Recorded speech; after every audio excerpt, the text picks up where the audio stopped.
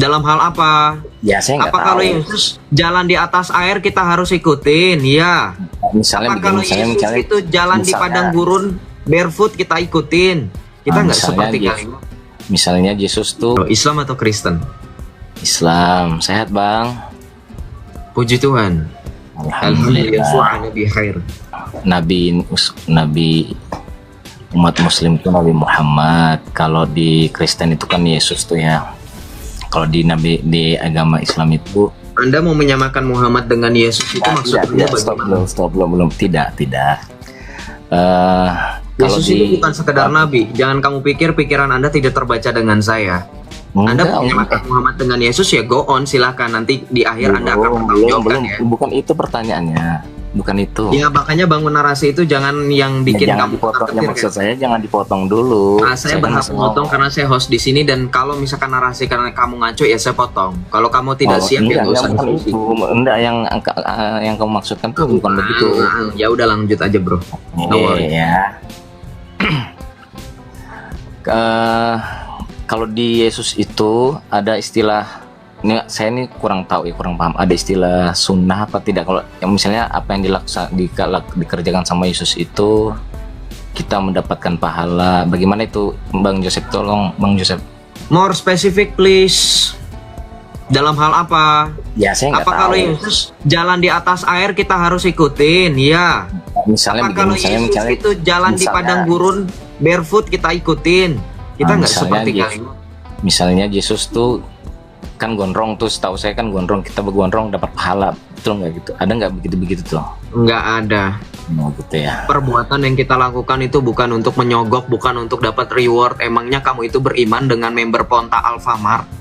Itu imanmu. Kalau di iman kita nggak seperti itu. Perbuatan itu bukan untuk mendapatkan pahala. Saya bertanya. Jangan Anda memberhentikan ketika saya sedang jelaskan. Anda bertanggung jawab. Kalau Anda tidak siap dengan jawaban saya, nggak usah nanya. Dengerin. Kalau kamu nggak siap dengan jawaban saya, kamu lebih baik nggak usah nanya bro. Saya jawabannya memang seperti ini dan saya orangnya seperti ini. Makanya dari tadi saya sudah perhatikan, saya sudah kasih warning kamu, saya sudah wanti-wanti secara tersirat.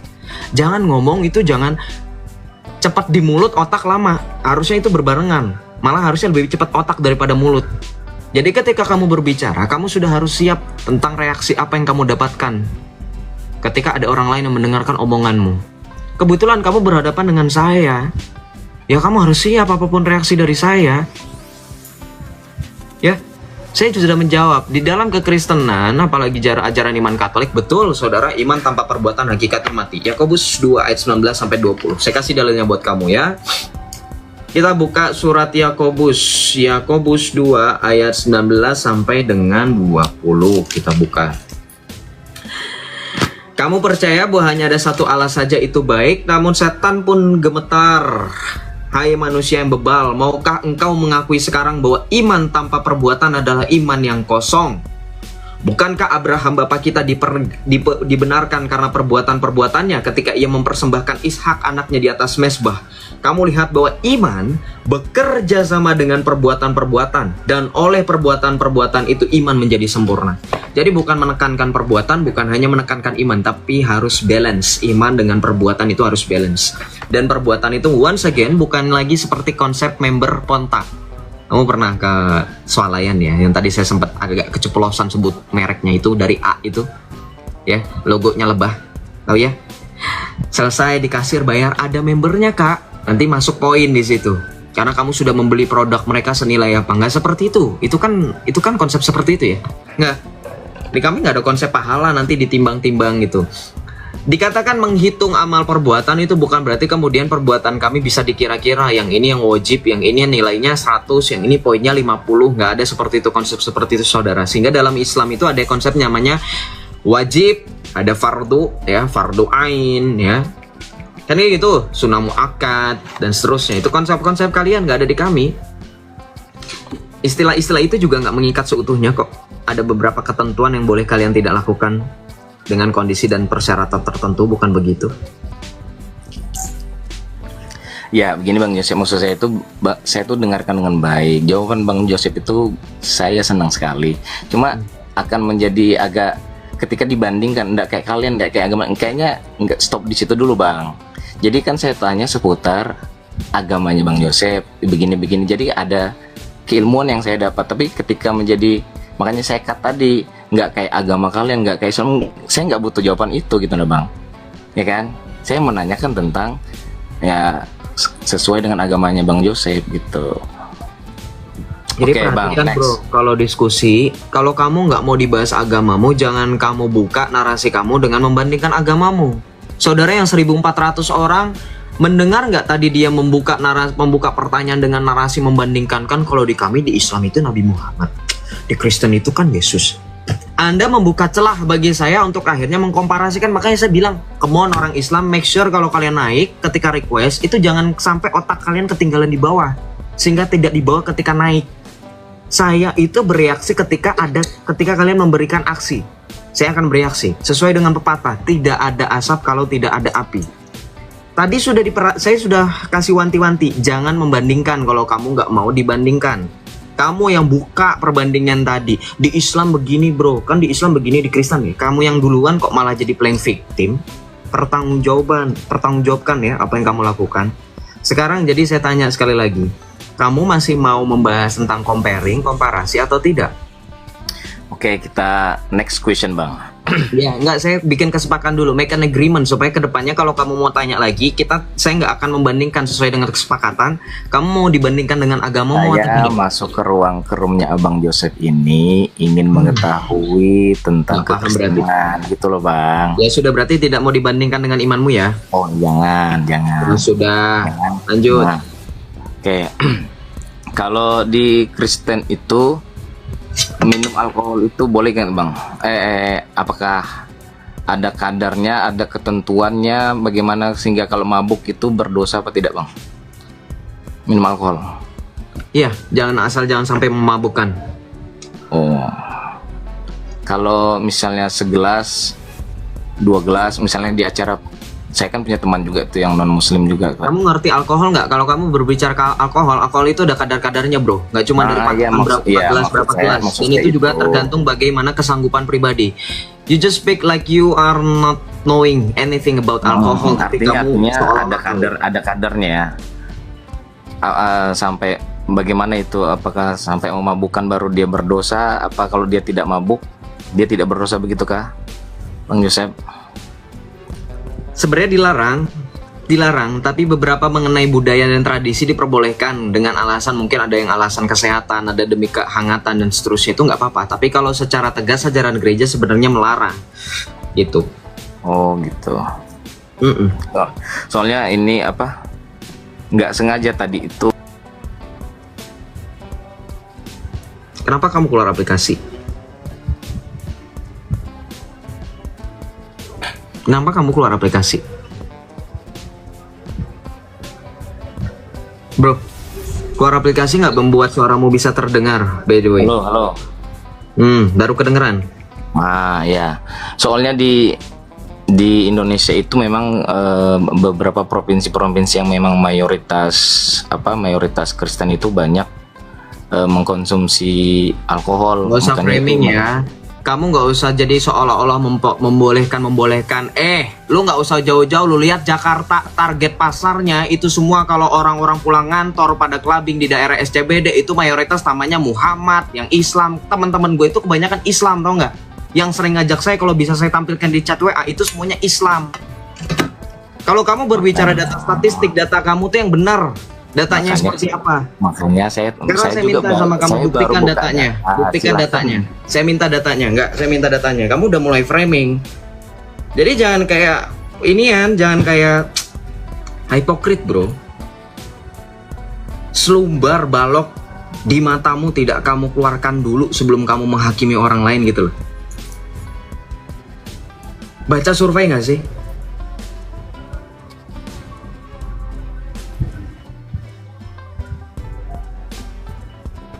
Bentar, ini boleh gimana cara nampilkannya? Ya silakan open cam lah. Tinggal kamu open cam aja tuh. Saya sudah undang open cam sampai ada notifikasi, saya baru bisa mengundang open cam kamu ketika sudah 22 detik. Oke, tar ya. Sini mati lampu nih. Saudara, yang 1.400 orang nonton, perhatikan nggak narasi teman-teman Islam ketika disuruh open cam? Alasannya mati lampu semua. Kalian tuh satu wilayah, satu rumah atau bagaimana sih?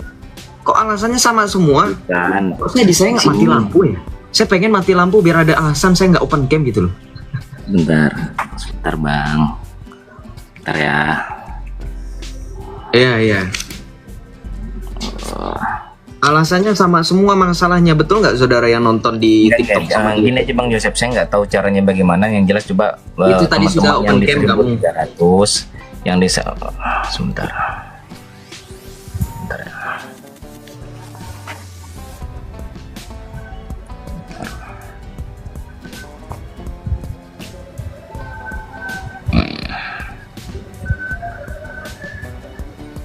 Terus wait. Terus habis open cam ini ditampilkan gimana nih bang? Saya ini nggak pernah nampilkan. Ada sih, saya capturekan datanya kemarin tadi.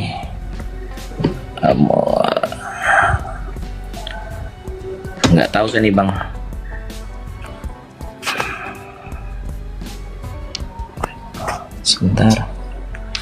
Sebentar Bang Joseph. Aduh ya.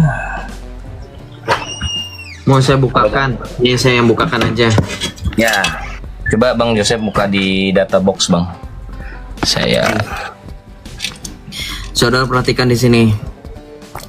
Paling atas, razia miras Ramadan. Sambut Ramadan, Satpol PP, TNI, Polri razia warung miras ini di mana? Kabupaten apa? Pasuruan. Pasuruan kalian cek sendiri mayoritas agamanya apa. Razia di bulan Ramadan, Satpol PP polisi temukan kafe di Bekasi jual miras. Kalian survei Bekasi mayoritas agamanya apa? Bulan Ramadan Polresta Surakarta gencar razia miras. Kalian survei Surakarta ini mayoritasnya apa? That's it.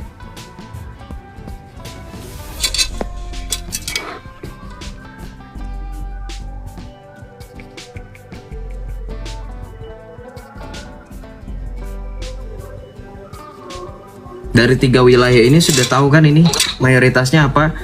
Pasuruan, Bekasi, Surakarta. Cari ya, kalau nggak percaya. Mayoritas coba Bang bukan di situ Bang. Kalau data statistik itu salah satunya yang terpercaya di data box Bang. Bukan di situ. Kita lihat data dinas. Oh, data box. Ini data dari website pemerintahnya langsung kok. Kamu malah jadi lari nggak percaya dengan pemerintah. Sudah diam dulu. Diam dulu. Ini saya langsung dari pemerintah. Teman-teman, ini website apa? HTTPS ya. Tuh Pasuruan Kabupaten. Pasuruan itu agamanya apa teman-teman? 98% beragama apa? Kurang gede. Nih, saya gedein buat kamu. Tuh.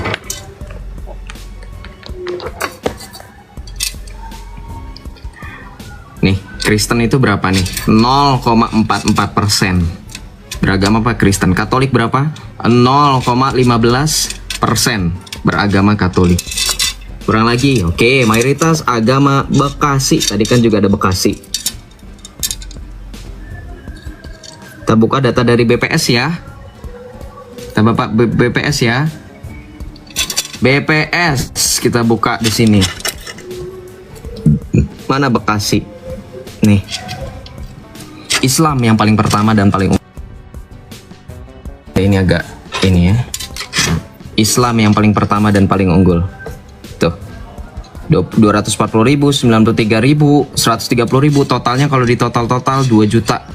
Kristen cuman 195, 195 ribuan. Katolik cuman di sini Katolik cuman 71.000. Islam. Jadi mayoritas Islam. Apalagi tadi selain Bekasi, Pasuruan, apalagi tadi teman-teman Surakarta, mayoritas agama Surakarta. Jadi kalau baca data statistik itu kayak gini nih, data box kan. Wah, ternyata muncul lagi bro data box nih. Lihat ya baik-baik, ini kan data box yang lo maksud. Data box dari jumlah tersebut sebanyak 456,74 ribu jiwa atau 78,9% penduduk Solo memeluk agama Islam. Nih. Seperti itu.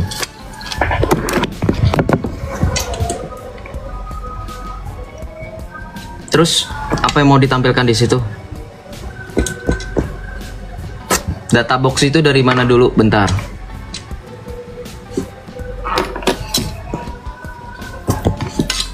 Penduduk yang mengkonsumsi minuman alkohol terbanyak di Indonesia 15,2%. Dan terus gimana?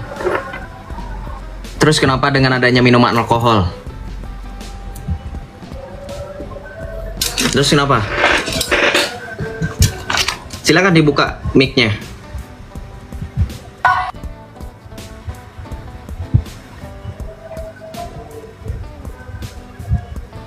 Silakan dibuka. Narasinya apa, bro?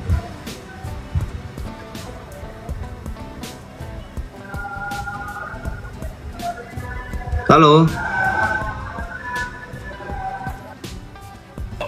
Iya, kamu itu mati listrik tapi saya dengar ada suara televisi, ada suara toa. Itu gimana ya, bro?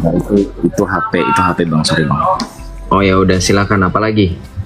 Ah ya, nggak apa-apa sih, itu aja bang tadi. Makanya saya minta, artinya kan diperbolehkan. Itu kan berbanding lurus dengan data box hasil survei. Diperbolehkan tuh gimana? Konsumsi alkohol itu kalau misalkan saya tadi bandingkan dengan yang itu, banyak temen bilang itu kan ajaran, itu kan pribadinya bukan ajarannya. Kan dikatakan juga dalam ajaran gereja dilarang. Kalau pribadinya mengkonsumsi ya kenapa enggak? Kehendak bebas, bro.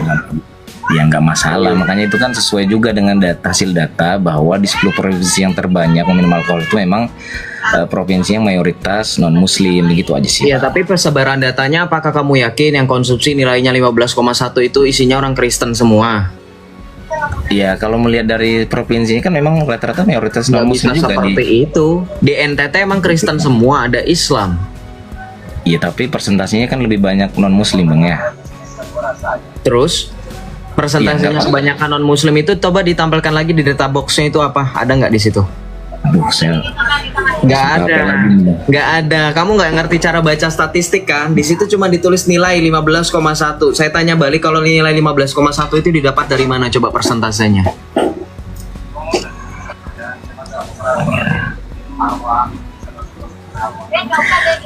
Yang itu saya belum tahu, tapi kan rata-rata memang provinsi yang disebutkan tadi setahu saya memang mayoritas non muslim, gitu aja. Non muslim, oke. Akibat dari alkohol itu seperti Sulawesi Utara, Bali, kan gitu tadi ada. Jadi harusnya ada kerugian dong. Sekarang pertanyaan saya paling simpel aja.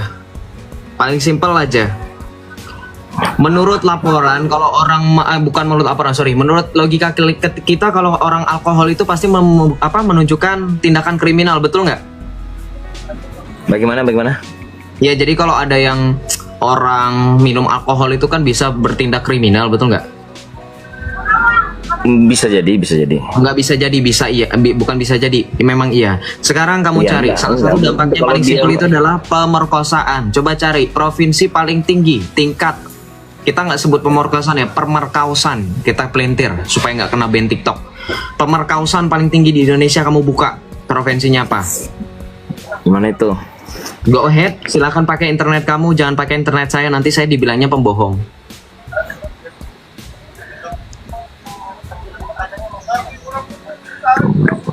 Alkohol kan menurut kalian, kalau misalkan ini kan artinya alkohol ini merugikan kita. Alkohol ini kan begini ya, coba buktikan. Salah satu dampak negatif dari alkohol adalah orang berbuat tindakan kriminal, betul nggak saudara? Orang jadi tidak sadarkan diri, jadi dia. Oke, sekarang kita lihat yang paling menyeramkan, kasus yang paling tren saat ini adalah pemerkosaan. Silakan dilihat pemerkosaan tingkat paling tinggi di Indonesia itu di mana, daerah mana? Kamu lihat.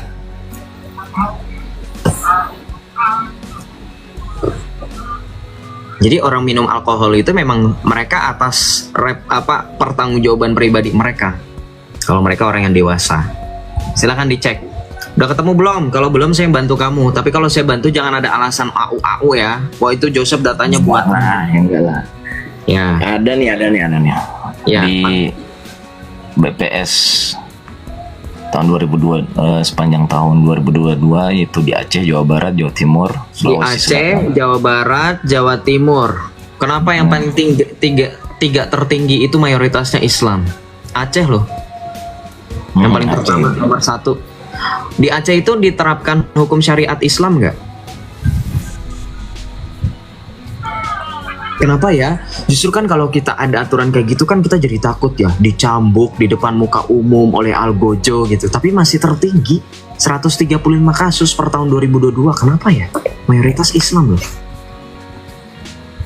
Oh, oknum. Oh iya, oknum teman-teman. Lupa.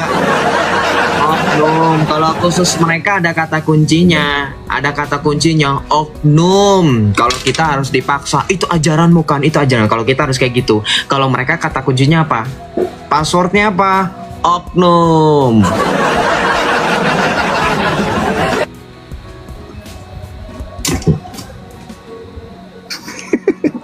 Keren ya, betul. Lanjut Iya kan, Bang. betul kan, kamu akuin kan? Ya kalau saya bilang tadi, kalau kenapa saya bilang oknum, karena telah terlebih dahulu kalian katakan itu oknum, maka kami pun berhak.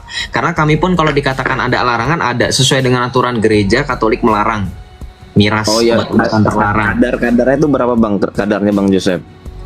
Kadarnya bikin orang mabuk, tadi saya sudah bilang. Oh, Kadarnya bikin gitu mabuk, dan dia sadar bahwa alkohol itu bisa merugikan, ya why not gitu. Tapi karena memang sejauh ini aturan tersebut tidak memastikan orang itu takut. Lah, sekarang kalau kamu membanggakan peraturan di dalam imanmu itu memang bisa make sure orang tidak berbuat kejahatan, tuh buktinya Aceh, bisa kamu jawab gak? Dengan penerapan hukum Islam, daerah otonomi yang diberikan otonomi khusus untuk menerapkan hukum syariat, ya, daerah yang katanya seram di Mekah dan seterusnya, kenapa bisa ada kasus yang keji seperti itu, yang lebih parah daripada orang yang mabuk? Kan tadi saya bilang, oke, kita bandingkan dengan adanya impact dari orang mabuk itu, minum alkohol itu kan harusnya juga sebanding dengan tindak kriminal. Kita pertama ke tindak itu tadi, pemerkosaan. Kenapa saya ambil langsung pemerkosaan? Tren yang paling sering terjadi sekarang itu yang paling mengerikan adalah pemerkosaan ya. Silakan langsung dilihat, nggak ada NTT di situ. Bahkan NTT kalau kita lihat lagi bentar, dia masuk nomor berapa? Nah, NTT kan tadi nomor 1 ya, pengkonsumsi alkohol. Nggak ada, adanya Nusa Tenggara Barat malah. NTT nggak ada. Dari data BPS yang lo punya kan gue juga lagi buka nih. NTT ada di nomor 10, 55 kasus.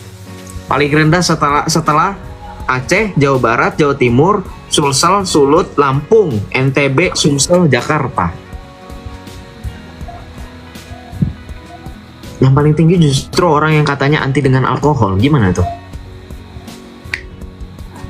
Kan di Aceh kan nggak ada, itu kan dari data-data box itu kan nggak ada alkohol kan, dia pastilah orang Islam gitu kan, nggak ada. Jadi gimana? Apalagi pertanyaannya, kalau tidak ada saya ganti, kalau tidak ada, kalau ada lagi ya silakan. Mau berangkat dari hal ini pindah topik ya silakan, whatever. Thank you Bang Joseph. Terima kasih atas Oh, thank diskusinya seru-seru. Nanti lagi kapan-kapan lagi Bang Joseph ya. Thank you.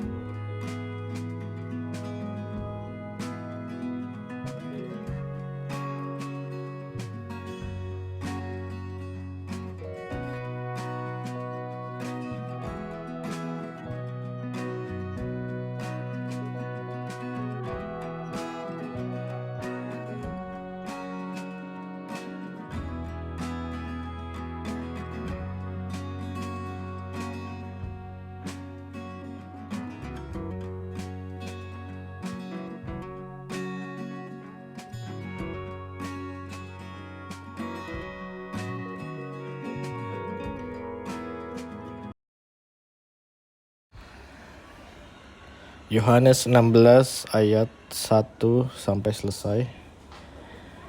Semuanya ini kukatakan kepadamu supaya kamu jangan kecewa dan menolak aku. Kamu akan dikucilkan, bahkan akan datang saatnya bahwa setiap orang yang membunuh kamu akan menyangka bahwa ia berbuat bakti bagi Allah. Mereka akan berbuat demikian karena mereka tidak mengenal baik Bapa maupun aku.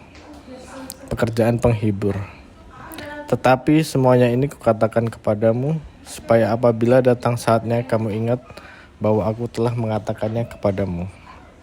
Hal ini tidak kukatakan kepadamu dari semula, karena selama ini aku masih bersama-sama dengan kamu.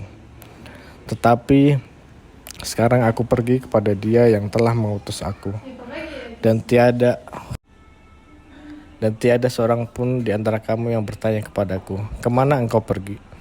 Tetapi karena aku mengatakan hal itu kepadamu, sebab itu hatimu berduka cita.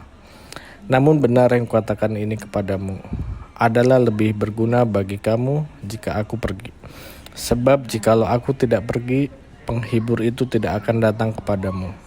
Tetapi jikalau aku pergi, aku akan mengutus Dia kepadamu. Dan kalau Ia datang, Ia akan menginsyafkan dunia akan dosa, kebenaran dan penghakiman. Akan dosa karena mereka tetap tidak percaya kepadaku. Akan kebenaran karena aku pergi kepada Bapa dan kamu tidak melihat aku lagi. Akan penghakiman karena penguasa dunia ini telah dihukum. Masih banyak hal yang harus kukatakan kepadamu, tetapi sekarang kamu belum dapat penanggungnya. Tetapi apabila Ia datang, yaitu Roh kebenaran, Ia akan memimpin kamu ke dalam seluruh kebenaran. Sebab Ia tidak akan berkata-kata dari dirinya sendiri. Tetapi segala sesuatu yang didengarnya itulah yang akan dikatakannya, dan Ia akan memberitakan kepadamu hal-hal yang akan datang. Ia akan memuliakan aku, sebab Ia akan memberitakan kepadamu apa yang diterimanya daripadaku. Segala sesuatu yang Bapa punya adalah aku punya. Sebab itu aku berkata, Ia datang memberitakan kepadamu apa yang diterimanya daripadaku. Duka cita yang mendahului kemenangan. Tinggal saat saja dan kamu tidak melihat aku lagi, dan tinggal saat saja pula aku pula dan kamu akan melihat aku. Mendengar itu beberapa dari muridnya berkata, seorang kepada yang lain, apakah artinya Ia berkata kepada kita, tinggal saat saja kamu tidak melihat aku, dan tinggal sesaat saja pula dan kamu akan melihat aku. Aku pergi kepada Bapa. Maka kata mereka, apakah artinya Ia berkata tinggal saat saja? Ketika tidak tahu apa maksudnya, Yesus tahu bahwa mereka hendak menanyakan sesuatu kepadanya. Lalu Ia berkata kepada mereka, adakah kamu membicarakan seorang dengan yang lain apa yang kukatakan tadi, yaitu tinggal sesaat saja dan kamu tidak melihat aku, dan tinggal saat saja pula kamu akan melihat aku. Aku berkata kepadamu, sesungguhnya kamu akan menangis dan meratap, tetapi dunia akan bergembira. Kamu akan berduka cita,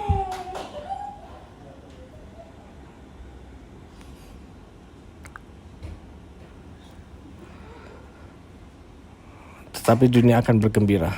Kamu akan berduka cita, tetapi duka citamu akan berubah menjadi sukacita. Seorang perempuan berduka cita pada saat itu, saat dia melahirkan. Tetapi sesudah ia melahirkan anaknya, ia tidak ingat lagi akan penderitaannya. Karena kegembiraan bahwa seorang manusia telah dilahirkan ke dunia. Demikian juga kamu sekarang diliputi duka cita. Tetapi aku akan melihat kamu lagi dan hatimu akan bergembira, dan tidak ada seorang pun yang dapat merampas kegembiraanmu daripadamu. Dan pada hari itu kamu tidak akan menanyakan apa-apa kepadaku. Aku berkata kepadamu, sesungguhnya segala sesuatu yang kamu minta kepada Bapa akan diberikannya kepadamu dan dalam namamu. Sampai sekarang kamu belum meminta sesuatu pun dalam namaku. Mintalah, maka akan kamu menerima, supaya penuhlah sukacitamu. Semuanya itu akan kukatakan kepadamu dengan kiasan. Akan tiba saatnya aku tidak lagi berkata-kata kepadamu dengan kiasan, tapi terus terang memberitakan Bapa kepadamu. Pada hari itu kamu akan berdoa dalam namaku, dan tidak aku katakan kepadamu bahwa aku meminta bagimu kepada Bapa. Sebab Bapa sendiri mengasihi kamu, karena kamu telah mengasihi aku dan percaya bahwa aku datang dari Allah.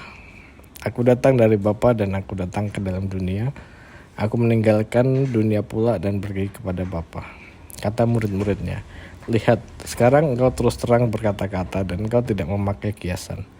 Sekarang kami tahu bahwa engkau mengetahui segala sesuatu dan tidak perlu orang bertanya kepadamu. Karena itu kami percaya bahwa engkau datang dari Allah. Jawab Yesus kepada mereka, percayakah kamu sekarang? Lihat, saatnya datang, bahkan sudah datang, bahwa kamu dicerai-beraikan masing-masing ke tempatnya sendiri, dan kamu akan meninggalkan aku seorang diri. Namun aku tidak seorang diri, sebab Allah menyertai aku. Semuanya itu kukatakan kepadamu supaya kamu beroleh damai sejahtera dalam aku. Dalam dunia kamu menderita penganiayaan, tetapi kuatkanlah hatimu. Aku telah mengalahkan dunia.